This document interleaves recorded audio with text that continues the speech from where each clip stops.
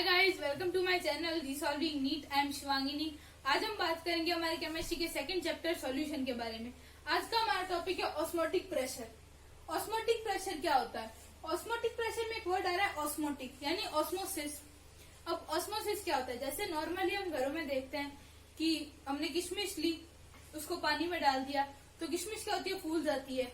या जैसे कैरी होती है, उसका जब हम अचार बनाते हैं तो उसको नमक वाले पानी में डालते हैं तो वो कैरी सिकुड़ जाती है। या जैसे मुरझाए हुए फूल है, उनको हम पानी में रखेंगे तो वो फूल वापस से खिल जाएंगे। तो ये क्यों होता है? इसमें पानी का फ्लो ही तो हो रहा है। किशमिश में पानी की कंसंट्रेशन कम है और हमने जो बाउल लिया है उसमें पानी की कंसंट्रेशन ज्यादा है। तो पानी की कंसंट्रेशन, पानी अपनी हाई कंसंट्रेशन से लो कंसंट्रेशन में जा रहा है। लेकिन इन तीनों चीजों में एक चीज कॉमन है। एक तो क्या कि पानी का फ्लो हो रहा है, और दूसरा कि ये सारी चीजें एक मेम्ब्रेन से बाउंडेड है।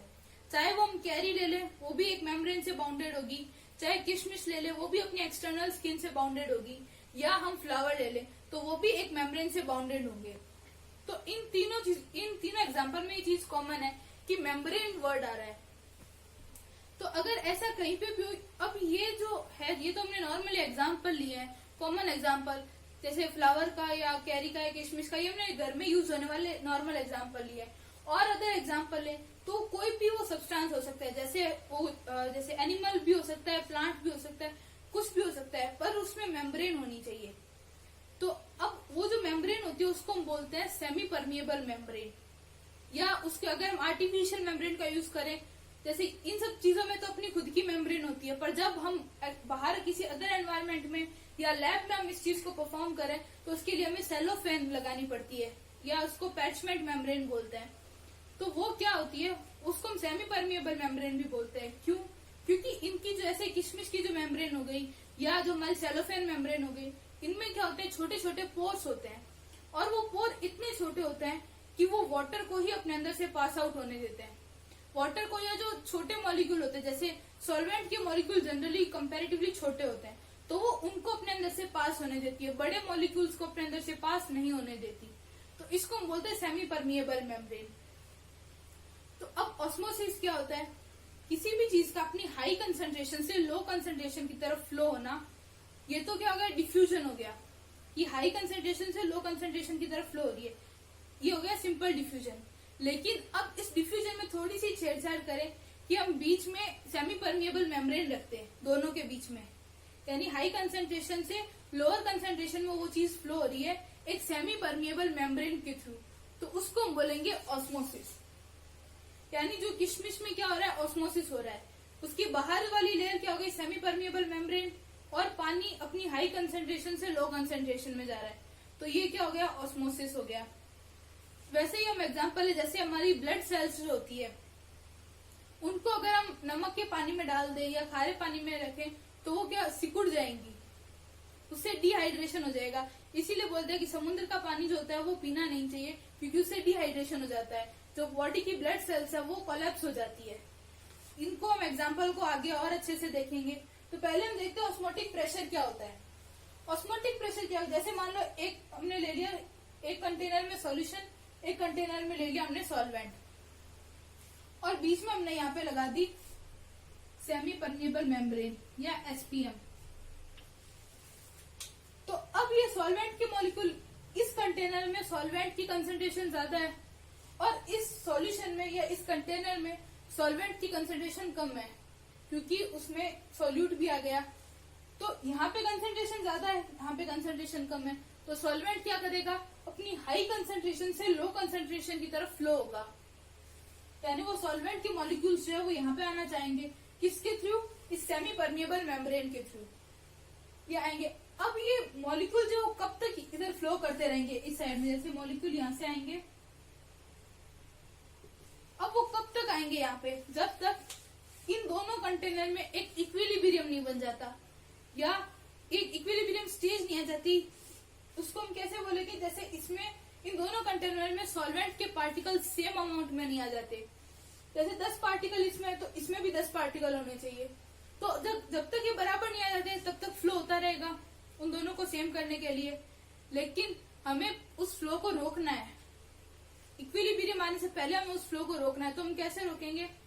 इस कंटेनर पे तो नॉर्मली एक प्रेशर लग रहा है, एटमॉस्फेरिक प्रेशर, जिसको हम PATM से डिनोट कर रहे हैं, वो तो दोनों पे कॉमन लगेगा, पर इस पे हम ये एक्स्ट्रा प्रेशर जिसको हमने पाई से डिनोट किया है वो भी लगा दें।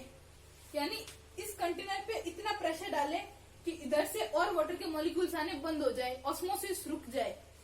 वो प्रेशर जो लगाने पे ऑस्मोसिस की जो प्रक्रिया है या प्रोसेस है उसको हम रोक सकते हैं, उसको हम बोलते हैं ऑस्मोटिक प्रेशर। तो अगर PATM लग रहा था तब तक तो ये पानी के मॉलिक्यूल्स यहाँ पे आएंगे जब तक इक्विलिब्रियम स्टेज नहीं आ जाती। पर जैसे ही हमने इस सॉल्यूशन वाले कंटेनर पे पाई प्रेशर और लगाया, यानी ऑस्मोटिक प्रेशर जिसको हम बोलते हैं, वो और लगाया तो ऑस्मोसिस होना बंद हो गया, इसीलिए हम इसको बोलते हैं ऑस्मोटिक प्रेशर। अभी तक हमने बात की थी ऑस्मोटिक प्रेशर क्या होता है। अब हम बात करते हैं कि अगर हम किसी भी जैसे हमने डाइल्यूटेड सॉल्यूशन लिया, जो सारी कॉलिगेटिव प्रॉपर्टीज है वो हम डाइल्यूटेड सॉल्यूशन के लिए निकालेंगे। तो डाइल्यूटेड सॉल्यूशन के लिए जब हमने ऑस्मोटिक प्रेशर निकाला यानी पाई निकाला, तो वो एक्सपेरिमेंटली वो किस पे डिपेंड करेगा? उसकी कंसंट्रेशन पे, और ये R यानी गैस कांस्टेंट और T हो गया टेम्परेचर। अब यहाँ पे कंसंट्रेशन जो है वो कंसंट्रेशन टर्म यहाँ पे आएगी मोलैलिटी।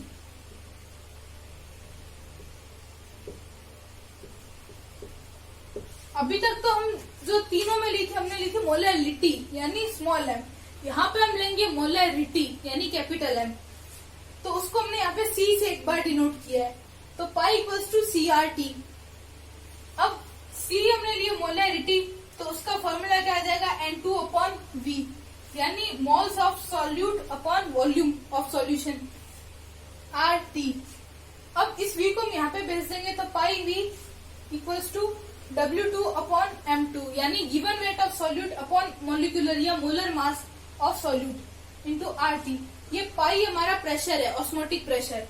अब हम यहाँ से निकाल लेंगे M2 निकाल लेंगे, M2 इक्वल्स टू W2RT/पाई V। तो हमने जितनी भी अभी तक जो कॉलिगेटिव प्रॉपर्टीज निकाली है, चारों कॉलिगेटिव प्रॉपर्टीज में हमने एंड में एक फॉर्मूला निकाला है जिससे मोलर मास कैलकुलेट हो जाए सॉल्यूट का। तो इसका क्या मतलब है? हमने चारों में निकाला है, ये इसलिए निकालता है ताकि हमें अगर कोई भी एक क्वांटिटी दी हुई हो तो हम सॉल्यूट का मोलर मास निकाल सके। बट ये जो मेथड है ऑस्मोटिक प्रेशर से मोलर मास निकालने का जो मेथड है वो ज्यादा कन्वीनियंट है या वो ज्यादा यूज होता है, क्योंकि इसमें मोलैरिटी आ रही है। बाकी सब में क्या आ रही थी? मोलैरिटी आ रही थी, लेकिन इसमें मोलैरिटी आ रही है। तो ये फॉर्मूला है जो वो कॉमनली यूज होता है। जैसे अगर हमें प्रोटीन का या पॉलीमर्स का या अदर बायोमोलिक्यूल्स का अगर हमें मोलर मास कैलकुलेट करना हो तो वो हम इसी फॉर्मूले से करते हैं। तो नेक्स्ट यहाँ पे टर्म लिख रखी है आइसोटोनिक सॉल्यूशन। आइसोटोनिक सॉल्यूशन क्या होता है? ऐसे सॉल्यूशन जिनका सेम टेम्परेचर पे ऑस्मोटिक प्रेशर इक्वल हो।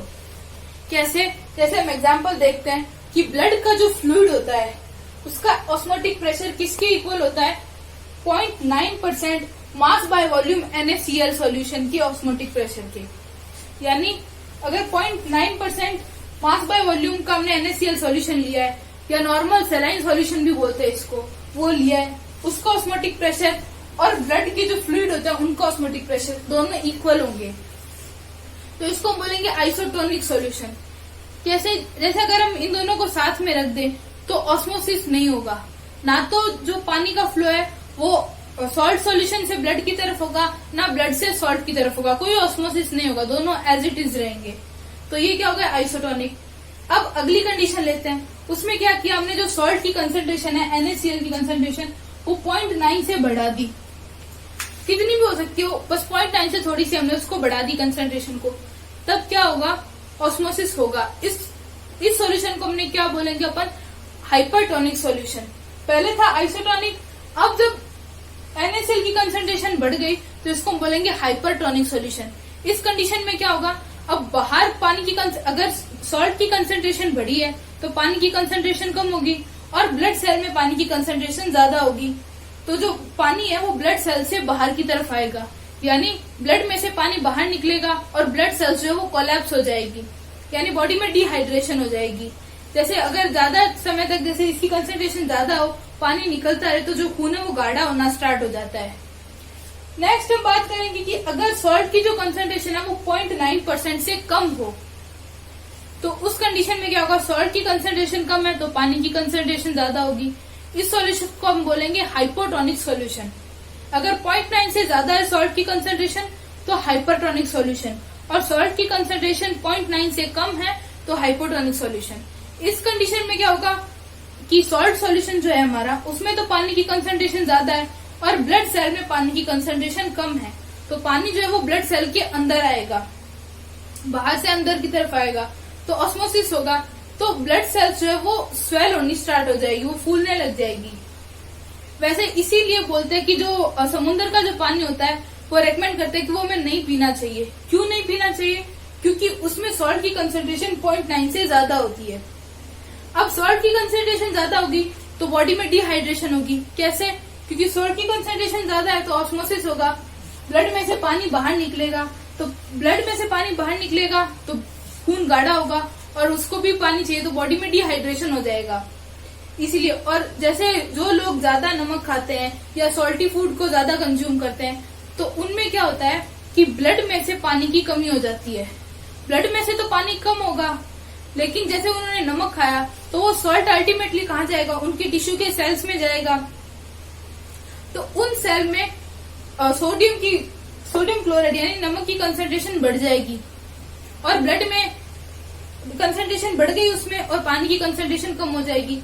ब्लड में पानी की कंसेंट्रेशन ज्यादा है तो ब्लड में से पानी बाहर आएगा, तो जो हमारे टिश्यू के सेल्स है या इंटरसेल्युलर स्पेस है उसमें वाटर की अमाउंट बढ़ जाएगा और उसमें स्वेलिंग होगी या पफनिंग होगी, जिसको हम बोलते हैं ओडिमा। जैसे हाथों पैरों में सूजन आना, तो वो उसी के कारण होगा।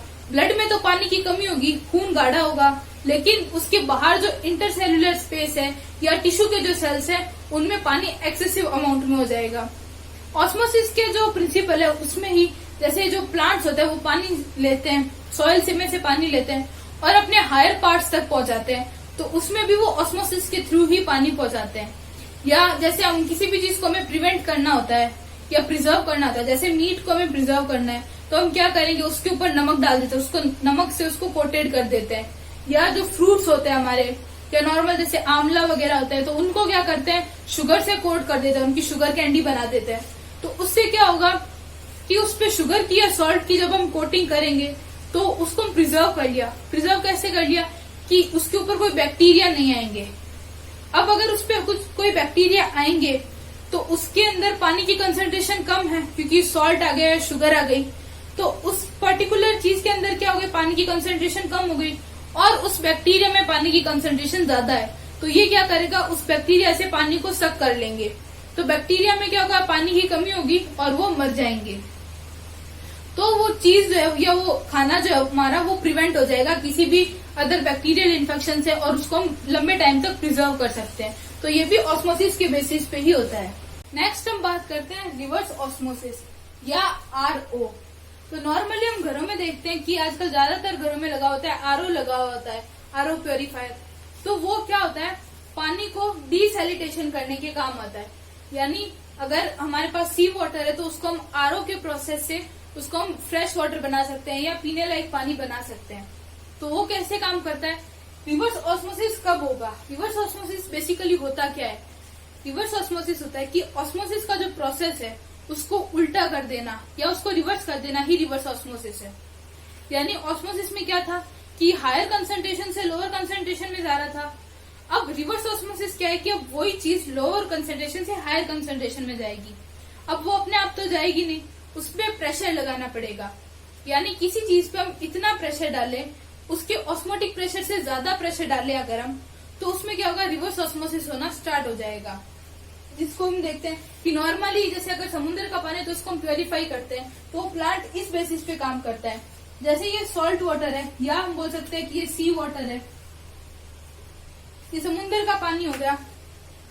अब और इस साइड में हमने ले लिया फ्रेश वाटर, तो क्या होगा, अगर नॉर्मल कंडीशन में ये पड़ा रहे, कोई इस पे प्रेशर नहीं लग रहा, ये एकदम नॉर्मल है, तब क्या होगा कि फ्रेश वाटर से जो वाटर के मॉलिक्यूल्स है वो इधर सॉल्ट वाटर की तरफ जाएंगे, ऑस्मोसिस होगा। उस ऑस्मोसिस को रोकने के लिए हमने यहाँ पे पिस्टन लगाया ताकि हम उस पे प्रेशर डालें, कितना पाई प्रेशर डालें, ऑस्मोटिक प्रेशर डालें और ऑस्मोसिस बंद हो जाए। तो ये पिस्टन पे हमने प्रेशर लगाया पाई, तो ऑस्मोसिस बंद हो गया, इसको मैंने नाम दे दिया ऑस्मोटिक प्रेशर। लेकिन अब अगर हमें रिवर्स ऑस्मोसिस करना है तो हमें ऑस्मोटिक प्रेशर से ज्यादा प्रेशर लगाना पड़ेगा, यानी हमारा जो प्रेशर है वो पाई से ज्यादा होना चाहिए। तो अगर हम ऑस्मोटिक प्रेशर से ज्यादा प्रेशर लगाएंगे इस पिस्टन में, तो क्या होगा कि अब चूंकि हमने ऑस्मोटिक प्रेशर लगा रखा था तो ऑस्मोसिस तो होना बंद हो गया, वाटर के मॉलिक्यूल कहीं पे भी नहीं जा रहे, एज इट इज जहाँ पे है वहीं पे पड़े हैं। लेकिन जब हमने एक्स्ट्रा प्रेशर लगाया तो इस सॉल्ट वाटर से जो वाटर के मॉलिक्यूल है वो इस सेमी परमिएबल मेम्ब्रेन के थ्रू फ्रेश वाटर में आने लग गए और फ्रेश वाटर की कंसेंट्रेशन ज्यादा बढ़ने लगी और यहाँ से हमने फ्रेश वाटर को निकाल लिया। अब ये जो सेमी परमिएबल मेम्ब्रेन है ये क्या होती है, एक पतली सी फिल्म होती है, पोरस फिल्म होती है किसकी, सेल्यूलोज एसीटेट की। सेल्यूलोज एसीटेट के जो पोर्स होते हैं वो इतने छोटे होते हैं, या हम बोल सकते हैं क्यों ऐसे होते हैं कि वो सिर्फ पानी को ही अपने अंदर से जाने देते हैं। उसके अंदर जो आयन्स है या उसकी जो इम्प्योरिटीज है वो उन सबको अपने अंदर से नहीं जाने देते। तो ये सिर्फ वाटर के लिए परमिएबल होता है सेल्यूलोज एसीटेट। तो इसको जब हम लगाएंगे तो सिर्फ पानी ही आएगा और दूसरे आयन्स नहीं आएंगे, जैसे जो सोडियम होता है मेनली, क्योंकि ये हमें निकालना है, इसका सॉल्ट निकालना है, तो जो सोडियम क्लोराइड के जो आयन्स होंगे या सोडियम आयन्स होंगे वो इसके थ्रू नहीं आएंगे, सिर्फ प्योर वाटर आएगा, ओनली वाटर मॉलिक्यूल्स, और वो फ्रेश वाटर हम यहाँ से निकाल लेंगे। तो आजकल बहुत सारी कंट्रीज ऐसी है जहाँ पे चूंकि अब पानी जो पोर्टेबल वाटर है उसका क्राइसिस है, तो उसको रोकने के लिए वो क्या करते हैं, आरओ प्लांट का यूज करते हैं और वो पानी को डीसैलिटेशन की मदद से सी वाटर को पीने लायक पानी बना देते हैं। अगर आपको हमारा वीडियो पसंद आया तो वीडियो को लाइक करें, अपने दोस्तों के साथ शेयर करें और हमारे चैनल को सब्सक्राइब करें। Thank you for watching. जय हिंद, जय भारत।